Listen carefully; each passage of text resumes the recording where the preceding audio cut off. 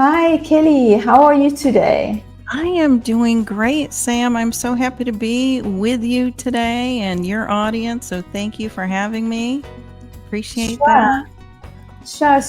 So hello, everybody, wherever you are today. We're going to be speaking about all things coaching and how you can integrate coaching into your work, into with your teams and with your external and internal stakeholders. So I'm Samantha Amit. Welcome. I met Kelly, I'm a leadership coach, and I met Kelly actually during a team coaching. We studied together for 2 years, team coaching. And I've also been on her podcast. So, Kelly, would you like to say a few words about yourself? Sure. Well, thanks again for having me. I am Kelly Whalen, and I am the founder of Bellum Leaders, excuse me, which is a US based leader and team development firm. We do have different arms of the organization. So we do have coaching and consulting. We have a research arm, a training arm, an events arm. We also have the Conversations for Leaders in Teams podcast, and we are the publisher of Christian Coaching Magazine. So just delighted to be here and talk around coaching today with you. Fantastic. So, maybe I'm going to invite everybody just to take a breath. Wherever you are, whether you're in the car, whether you're sitting down, walking, wherever you are, take a breath. And let's also invite some gratitude into the space. Yeah, into the space. Welcome everybody. Yeah. So, as I said, I'm Samantha Amit, and I coach leaders in 30 different countries. And I find that coaching is the most amazing tool that you can add to your leadership toolbox, to your leadership brand. Just today, for example, I was working on, with the leader who wants to get a promotion. And so it's a fantastic way really to open up and also to get fear aside and to encourage people to be their best selves and encourage yourself, encourage your team. So, Kelly, what do you think? Should we start off with talking a bit about listening skills? Where do you think we should go? Sure. We can start wherever you want to go, I'll go. As far as listening skills, super important to have. And I think, Samantha, I think everything we talk about here today, yes, we can take it into the workplace, but it also is taken outside of the workplace and into our homes and with our friends. So just as we're talking, I think maybe think about not just the workplace, but more of a holistic when we talk about like even listening, right? Are we listening? Are we truly listening? And are we listening to hear? Yeah, that's beautiful. And even now, just notice what's going on for you, wherever you are. Many of the times we are multitasking. So many of the times I work with, leaders, managers that are running virtual meetings predominantly. And so many of the people that I coach tell me that they struggle. They have multiple screens open and often, messages that are popping up, and they themselves are guilty. The managers themselves are guilty of not fully listening in the meeting. So I think the biggest gift you can give is your presence. And I just got goosebumps. And so, being fully present and really listening is, I think, one of the biggest gifts that you can give to the people that you are working with today. Yeah. And that goes back, many times we think about executive presence. Like if you're a leader and you talk about executive presence and really that active listening and fully sitting in that moment and listening to your people is so imperative. But then that's vice versa too. So how are our people really tuning into us? And a lot of that, is around communication and understanding your people in order to understand, are they focused? Are they that multitasker? And how can we help them kind of maybe sit in the pause to open their ears and open their hearts to what's coming? Mm-hmm. I love that, opening their hearts. So I think that we need to role model. As managers, we do need a role model, being present. And because I work with a lot of engineers, sometimes they really need to, the brain sometimes doesn't just switch. If you're in the office and you're working on your computer, and you are actually in person and somebody comes into your office, it's not always automatic to switch to actually being able to be present. And so that quality of giving your space, giving your attention, being aware, being in the moment is, I think that is one of the top things that I would recommend for people that are listening to practice, because when you truly listen, you can develop that curiosity skill. And when you develop that curiosity of really truly becoming like a detective and being like really curious around your team, then you can get to know them, because that's what you were talking about. Like, do you really know your team? And this way, just through listening, you can really get to know them, because you can pick up the subtle things. They're like 9, we learned at coaching school, like when I was studying around, 16 years ago, there's like 9 different ways of listening. And I'm sure there are more by now. So, 9 different ways of listening. It's a lot. It is a lot, but it is, it goes back to that intentionality. And so how are you? And you and the work you do with mindfulness, that's a perfect space for you to be helping, leaders and coaches really unpack the mind piece of it, and being able to sit in the pause. And even, when you go outside and listen, I'm only going to be listening for birds, as simple as that. And just trying to push out everything else except birds. And it's that intentionality and practice, if you will. So you start tuning your ear in to what's important as well. Yeah, absolutely. So I'm going to shift us a bit to talking about questioning. And how as coaches we use questioning a lot, different kinds of questions, and how that opens up the conversation. How actually when you ask a question afterwards, it also requires you to listen to the answer.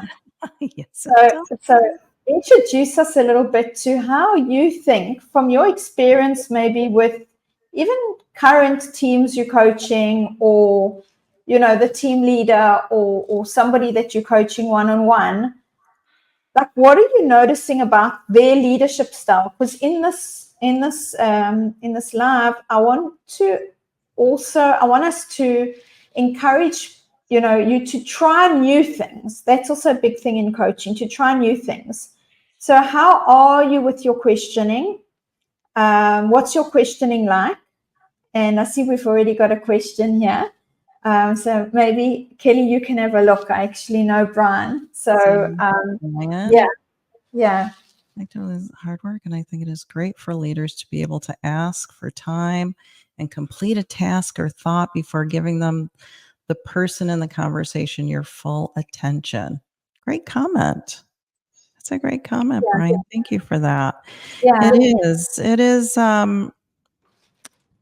giving that space, and I think we'll probably talk about psychological safety and trust at some point here. And it is so imperative to, yes, we need to know our people, but yes, we need to create that space for these things to happen as well, like before we even jump into all that. But I'm sure we'll get to that.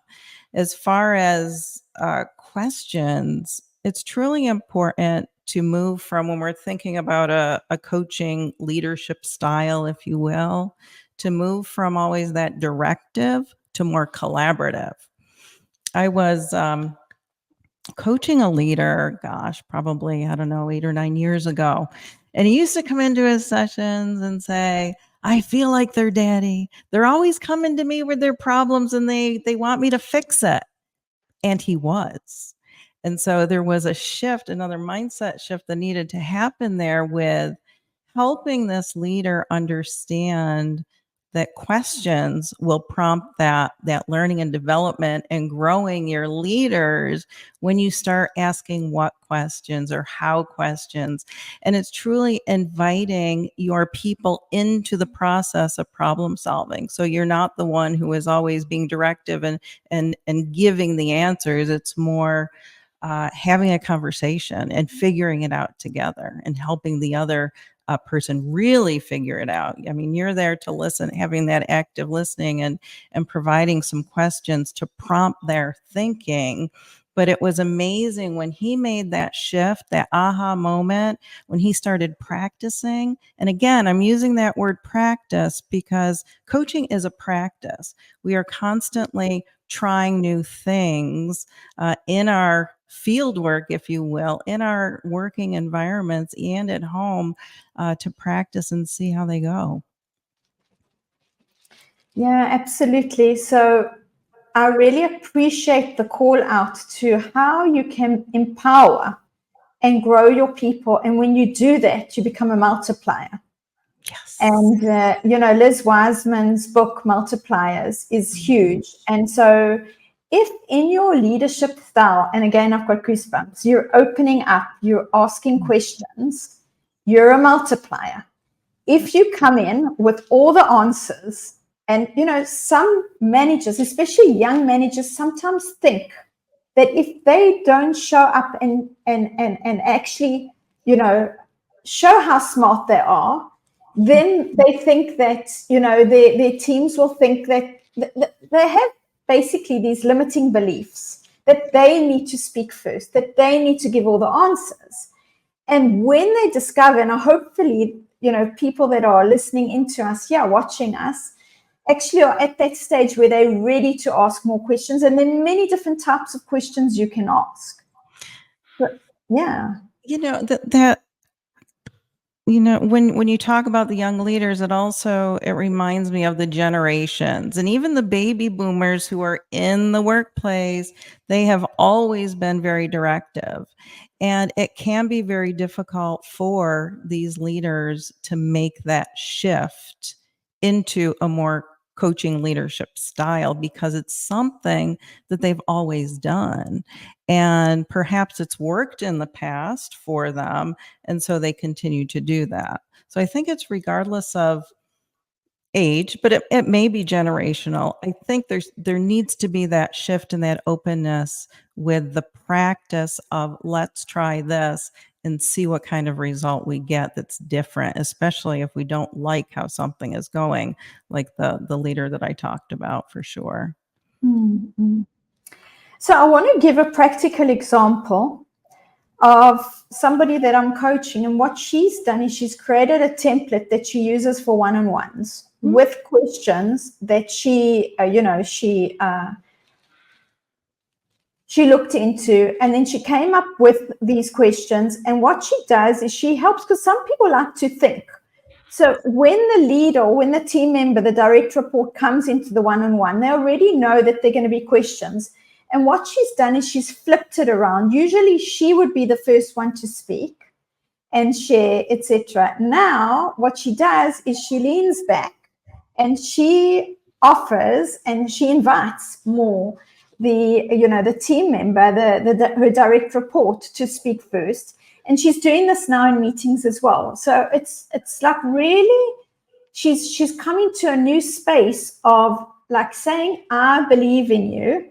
I trust you, and like I want to hear what you have to say. And that's also a big part in coaching. So now I'm shifting a bit. We're going to still be with the questions, but now a big part of coaching is that as a coach, and when you bring a coaching hat into your leadership style, you're saying to your direct reports, I believe in you. And as you mentioned, Kelly, what you said a few minutes ago, you're saying to the people that you're working with, let's collaborate together. We together can be so much more. And that's what a coaching partnership is. Together, we can be so much more. It is. And it's also how you're showing up, not just with your words, but it's also your actions. And so if you are a leader who is typically closed off and your body language is showing that, with your arms crossed and maybe not such a nice facial expression. And sometimes that's just your nature. It's important to be thinking about that. I was working with a young manager, and he just couldn't understand why people they weren't warming up to him. And so I was in observation mode, and I noticed that arms were crossed quite a bit. Facial expression, there really wasn't much smiling. There wasn't much, openness to him. And so we really had to have that conversation about this isn't, yes, it's about you as a manager, as a leader, but it's more about the people that you're serving and how are you showing up in your body language to help open the door, right? So they will be listening to you. So they will be hearing you. So you can collaborate together. So I think that's really important as well when you're thinking about your coaching. And we as coaches have to show up. We're showing up present. Our body language has to be a certain way. We can't be closed off. We want you to be open during the conversation. So the same is true for leaders. Yeah. Yeah. So I'm going to come back to what you said with the body language, but I'm going to shift a little bit and then come back to it. So, and what I've just done, by the way, is also coaching competency, where you want to always focus the conversation, but you want to align. We do that a lot with teams. You want to align with people you're talking about. So because I'm switching a little bit from what Kelly was speaking about, what I'm doing now is I'm just aligning with you, listening to me, that I am going to be doing that, and then coming back to the body language. Mm-hmm. So that's a good thing to do. So, so it's really important to stretch yourself as a leader, as a manager. And you're doing that, I think, by showing up and learning, because when you learn, you can practice new things. So what we do in the coaching space, we're always empowering the people that we're coaching to experiment and try new things and stretch at least 15% out of your comfort zone, and it's not comfortable. So, and we're going to come back to that subject, but now I'm shifting back. How does this connect to the body language? So, first of all, it connects in a number of ways. We were speaking a few minutes ago around mindset. And your mindset is going to impact on your action, the actions you choose. So if you choose that you want to come across as more open, and you've received feedback in your 360 that you're a bit serious or you're a bit closed, so if you want to stretch yourself, if you want to put yourself into a place, it's not going to be comfortable if you're used to sitting with your arms closed, and I'm just doing that on the screen if anybody's listening. It's not going to be easy, but you can easily read up an article of how can I show up with my body language to have a more open style. And this is true for anything you want to practice. Anything you want to practice, everything is out there on the internet. So you Google it. And then to be more coach-like means you stretch yourself 15% out of your comfort zone. So it's not going to be comfortable. And that's what you want to do for yourself. And you want to do it as well for your team, your direct reports, to help them grow. That's right. I love that, because it is important that growth, but also the practice, right? Because everything we do, and as leaders, we are always kind of not just ticking the boxes, but we're saying, what is the outcome, and how are we measuring that outcome, and how are we continually pushing the envelope? So if this worked, so if now I'm not crossing my arms, that's one piece of it. Now maybe I'm working on my facial expression and putting it all together. And like you said, Samantha, that could be out of somebody's comfort zone when their whole life that's just normal for them. And so I think we have to give ourselves grace. We have to remember that things aren't always going to go perfectly, and it does take time, but it's also about asking people, and getting that feedback. And feedback is another piece of, coaching and helping people understand that, be vocal. I'm trying to grow as a leader. Can you help me? And ask whatever question it is that you want the answer to, but then be able to receive that information in a way to help you grow. You may not agree with it. It may make you uncomfortable, but if you really do have that mindset of, I'm in this to develop myself as a leader, then just take that, hold on to it, and sit with it for a minute if you need to. And then what's your next step beyond that to help you? Yeah. So I think this is a great place to, just like put the title that we're talking about feedback now. Feedback is critical. It's one of the best ways to develop yourself and to develop your team again, help them grow, and also to develop the business. And so, Kelly, what you just named is asking for feedback.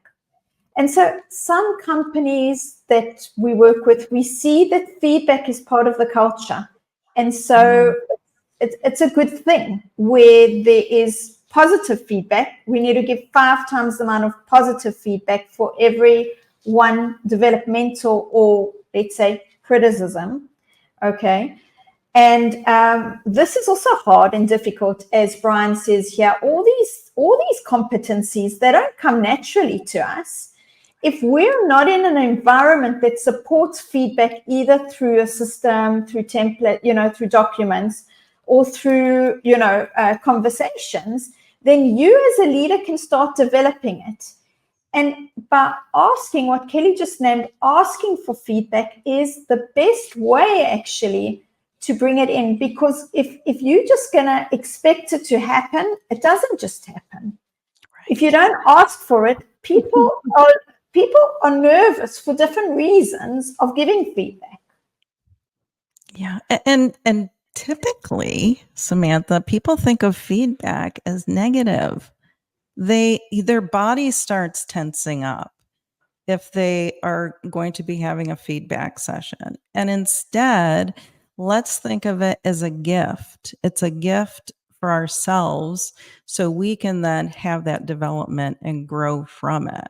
And to remember that a lot of times it's about the behavior or the performance. It's not about you as a person. It's about that behavior or performance. And it could be good and it could be not so good. So we want to make sure that, as you said earlier, that we are not just saying what's wrong, because everyone is unique. Everybody has wonderful strengths and talents that they're bringing into the workplace.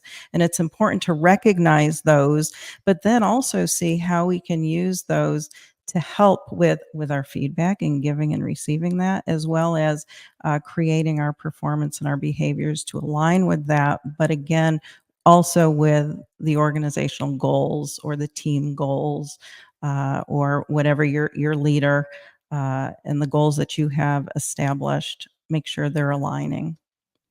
Right. What I'm going to do is I'm going to actually take this opportunity to bring in what you spoke about at the beginning, that this live session is not only about you at work. And so how you could use feedback at home, everybody needs positive reinforcement. If you want to start practicing giving positive feedback, and it's really gold, look at the people around you. Look at the people that you're going to be meeting in a few hours. Maybe you're working from home. In between, you go and get a glass of water, or somebody brings you something, someone brings you a coffee. And so it's not just about saying thank you or well done. Feedback is much more specific around, saying to somebody, you just know that, this is what I need in the morning. And, just saying the right thing to that person, honoring them for that moment. It just takes sometimes 30 seconds to give specific feedback.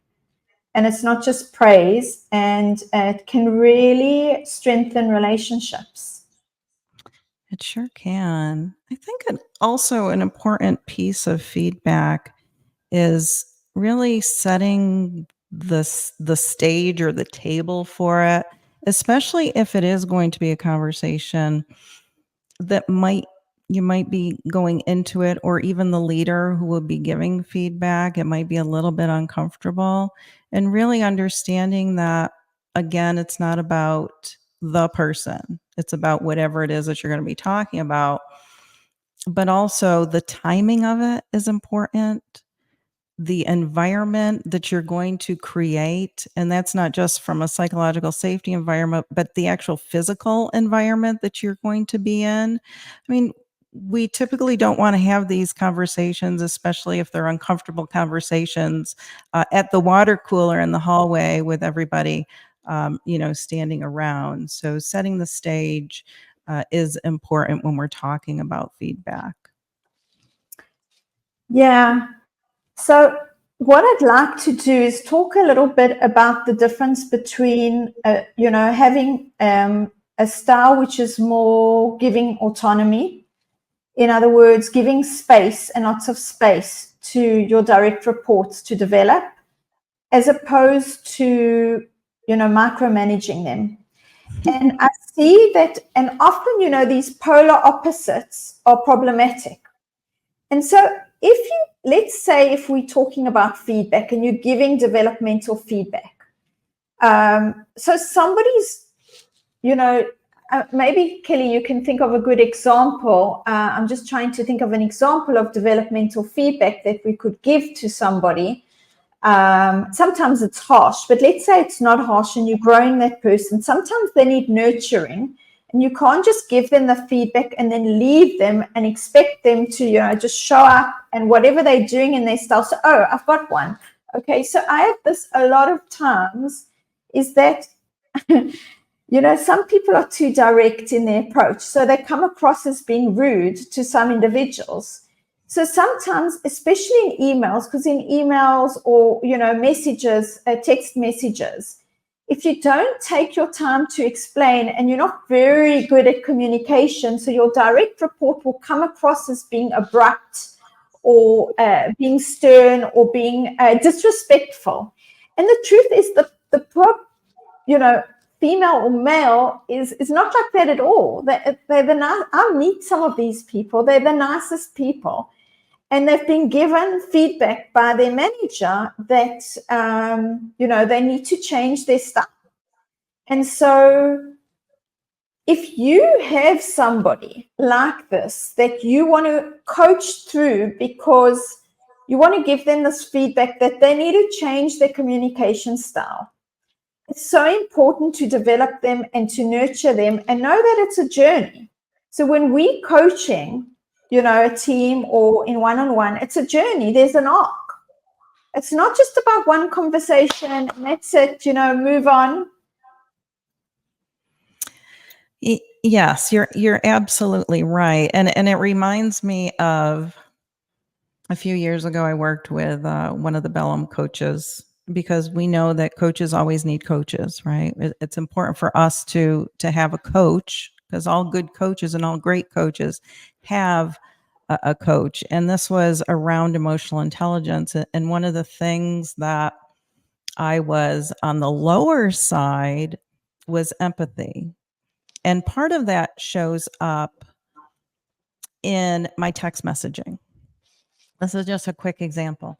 So if I'm thinking of something, I shoot off the text. And I had to learn how to preempt the thought of just shooting it off and somebody just receiving the text from me with just this message, right? Yeah, it seems cold for them sometimes. Yes, I had to learn how to be a little more warm and fuzzy at the beginning and be able to have a text message that said, hello, how are you? I hope everything's, going well. And here's my thought. But it took me, and I'm still a work in practice, and you are too, I'm sure, with whatever it is that you're working on. But we have to have that self-awareness, and then we have to decide, how are we going to help ourselves have that action plan, if you will, based on the feedback that we've received. Right. So what this is, first, I'm like that too. I'm very results orientated. And that's why mindfulness for me has been a savior, because it's helped me to enjoy the journey, because I was so results orientated that I was always like, first of all, rushing to the outcome, not enjoying the journey. And then I get to the outcome, you enjoy success for like, I don't know, 1 minute, and then you're on to your next goal. And so I often found myself also sending off messages and then realizing, oh my God, this person's, father's in hospital. I didn't even ask, how like, cold of me. Anyway, so the thing is, when obviously when you know your team well, they know you, and so you can actually, it's much easier within your team to be yourself and to be like not have any fuzziness or warmth, because if you know the person and they know you, then it's, especially if there's trust there and you've built a strong relationship there, then you can actually get away with a lot of things, because there's respect there, there's trust. Yes. When you're building that with stakeholders that don't interact with you on a day-to-day basis, it's so important to put the extra in, or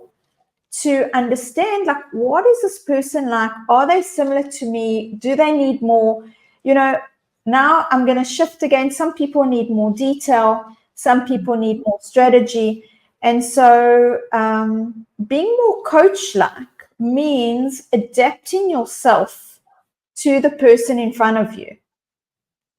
Yeah. And in order to work better together. So it doesn't mean you have to completely adapt, but it is really important to, find that way of communicating that's best for both of you.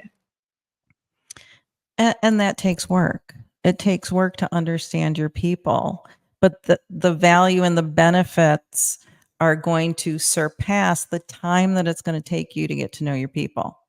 I mean, just even knowing their name, calling them by name. I mean, simple things like that mean so much to a person.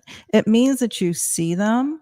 It means that you respect them when you call them by name. Something as simple as that. And many times we're just talking, and they know that we know their name. But when you actually say, when I'm calling you Samantha or you're calling me Kelly, you are recognizing me. And that is important for that relationship. Yeah. So what you're referring to sometimes is, well, I'm picking this up. Sometimes the simplest things we actually could be using and we don't think about it. Yes. And I'm going to shift us again, if it's okay, on a similar subject, but to meetings, because we're all in a lot of meetings, and how can we get the most out of our meetings? So I want to start off with the communication piece and creating connection, but then there's lots that we can cover in the subject of meetings, because a lot of people suffer from meetings and they're not being run well. And so bringing more coaching qualities into a meeting could be really good. So this is where we're going to be segueing into. But just before that, I want to say that something also that's so simple doesn't always happen. So when you're running a virtual meeting, like a virtual team meeting, it's not always obvious if you're not a people person. If you're not a people person and you're more results and outcome orientated, let's say you've got more of a science mind, then what may happen in virtual meetings, if you have a team, is you may jump into the agenda and you may jump into, meeting stuff, like outcome stuff, goal stuff, result stuff. And it's so important to have like a small connection exercise. And that may be part of your leadership style, it may be part of your company style. But if you're listening and it's not, and you are just jumping straight into the data, please just take this as something to consider, to find a way to connect with the people that are on the call, and that you're going to need to figure out. Yeah. Yeah, that check-in piece I feel is so imperative when I'm working with teams. It's allowing not just me as a coach or you as a leader to understand how your team is showing up in that moment, but it's also about the team members understanding what's happening, how they're showing up. And I recently met with a team, this was just a couple weeks ago, and in our check-in, there were some pretty heavy words. They were just to have one word with how they're showing up. There were some pretty heavy words that were showing up. So it's not that everybody's going to be coming, all joyful to a meeting. Maybe something happened just before that meeting, and it may mean that it gets talked about within that session. It may be that following that session, you're doing a check-in with the person to see how they're doing, but that's super important at the onset before, like you said, you jump into the task at hand. Yeah. So if you want to be more coach-like in your leadership style, that means really bringing in the awareness to what's going on around you. What's going on with your team? How are they? And if, as Kelly and I are team coaches, a big part of team coaching is creating collaboration and support within the team so that the team members are not working in silos, but they are supporting each other. And that can happen on a lot of different levels. And one of them, Kelly's just spoken about now. So what she said is that if somebody names, and there's an exercise that Brené Brown talks about, that you just name your emotion. You name your emotion and you put that in the chat. It could be something else, but that way you have a pulse and know what's going on with people around you. And this way, it doesn't necessarily need to be spoken about in the team meeting, but at least you can be sure that some of the team members are going to check in with that person if they're saying they're feeling tired, or they say they're feeling, a little bit low today. I have an exercise that, again, I like to use because I work with a lot of people in the cyberspace. And so for them, it's easy to write a number from 1 to 10, where 1 is low and 10 is high. What's your energy like right now? And so they put in from 1 to 10 in, and that's just so that you can get a pulse as a leader. And it's something so simple, and it takes 30 seconds. And then after that, again, if somebody's written a 5 or a 4, you're definitely going to be checking in on them. And you can be sure that some of the team members are going to check in on them. And that way you really, really grow that team camaraderie, the team collaboration. You're going to be the high-performing team in the company. That's what we want. We definitely want, it's not just around that high performance, it's also that value, right? So you're a high performing team, which means you're adding value to the organization because of how you're operating collectively, for sure. Right. So what else do we want to talk about in meetings? Let's see. Well, I mean, in team coaching, when we're sitting in meetings, we are really being able to, assess. There could be that there's a lot of disruptions, and team coaches. If you have a team coach come into your meeting, we're going to be really taking a peek at that, right? And not. We may bring it up. It depends on what the agreement is with the team and how we're bringing that into the team meeting. But it may be that we're just aware of it and we'll talk with the team at a later time around it. But I think to have effective meetings, everybody has to have not just a seat at the table, but a voice at the table. And they have to be comfortable being able to bring their voice out and be speaking without disruption, being very respectful in meetings, for sure. Right. So that could be what we call in team coaching a team norm. And I'm always encouraging leaders to think, what are the values that you want to bring into your team? And what are the team norms? Team norms are like do's and don'ts. Those are agreements that you make with your team. And so an agreement could be, because I just had this now, that, a team leader said that 2 people were late for the meeting. And so the meeting started 15 minutes late. Now you can be sure that some people are going to see that as disrespectful.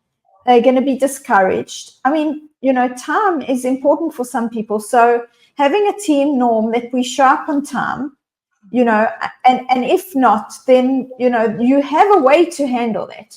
So just think about your team norms and your team values and what you want to bring in. That's like the flavor that you're bringing. And this could be something that you can talk about also in a team meeting. So what I want to do now, because I'm just noticing that we're almost at the end of our time, but I want to quickly throw in something else before we wrap up, and maybe we can summarize a little bit. So I want to just talk about the structure of a meeting, because I often observe, as a team coach, I observe meetings. And what I saw, with, somebody that I'm coaching, she's a business owner in the professional services space. So she has a great check-in at the beginning. And then she also has like a really good discussion around what learnings, planning.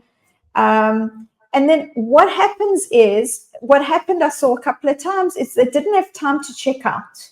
So you have a check-in in the beginning, which is the connection piece. You have whatever needs to happen, the agenda. And then the ending is also important. What needs to happen at the end? Because like when you're writing an essay, or, there's a beginning, a middle, and an end. And this is also in a coaching conversation, it's the same.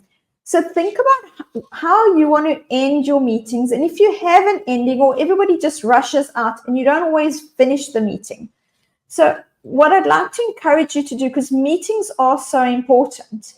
First of all, they should be focused. Mm-hmm. So think of how you show up, as how you're creating that focus in the meeting. And then see that you've got, this check-in, the middle piece, which is like the real heart. We call it the heart of the coaching, but the heart of the meeting.